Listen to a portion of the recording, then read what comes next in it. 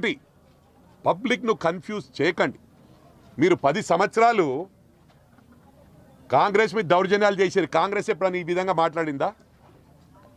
మరి ఇంకొకటి, ఇవన్నీ పక్కన పెడితే స్పెషల్లీ మెదక్ జిల్లా, సిద్దిపేట జిల్లాలో ఇప్పటికి కూడా హరీష్ రావు మానిటర్ చేసుకుంటూ పోలీస్ మీద కానీ అధికారుల మీద మాత్రం టోటల్ అతనికే కమాండ్ ఉంది.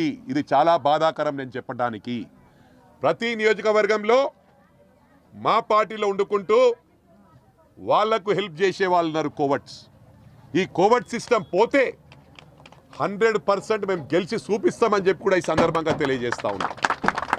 నేను ఎన్నిసార్లు చెప్పాను, మీకు కోవర్ట్లు ఉండే బదులు ఆ పార్టీకి వెళ్ళిపోండి అని. వాళ్ళు పోరు, ఇక్కడుండి సిస్టమ్ను పాడు చేస్తూ ఉన్నారు. అంటే మరి రాష్ట్రం అంతా కూడా ఉండొచ్చు. నాకు ఎక్కువ అవగాహన సిద్దిపేట, మెదక్ జిల్లా, గ్రేటర్ హైదరాబాద్లో ఉంది కాబట్టి ఇవాళ స్టిల్ ఆన్ టుడే మాకు ఎన్నికల్లో కూడా ఎన్నో ప్రయత్నాలు జరిగినాయి. మేమేదన్నా మాట్లాడితే ఇక్కడ పక్కన పోయి మా వాళ్ళే ఫోన్లో ఇమీడియట్ ఇన్ఫర్మేషన్ ఇవ్వడం, అరే అన్న ఈ సంఘంను కలిసిండ్రు, ఇమీడియట్ వాళ్ళని క్యాచ్ చేసుకోండి అంటే రాత్రి 12 గంటలకు హరీష్ రావు రావడం, వాళ్ళని మేనేజ్ చేయడం. లేకపోతే ఇది 50,000తో గెలిచే కాన్స్టిట్యున్సీ ఇవాళ 11,000తో గెలిచినాం మొన్న.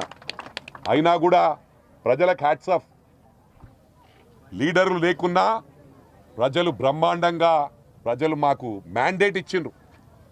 ఈ గ్రామంలో కాదు, మెదక్ నియోజకవర్గంలో ప్రతి గ్రామంలో మా సేవలు ఉన్నాయి, మా బోర్స్ ఉన్నాయి, మోటార్స్ ఉన్నాయి. ఒక ఊర్లో 20 బోర్లు ఉంటే ఒక ఊర్లో 25 ఉన్నాయి, ఒక ఊర్లో 30 ఉన్నాయి.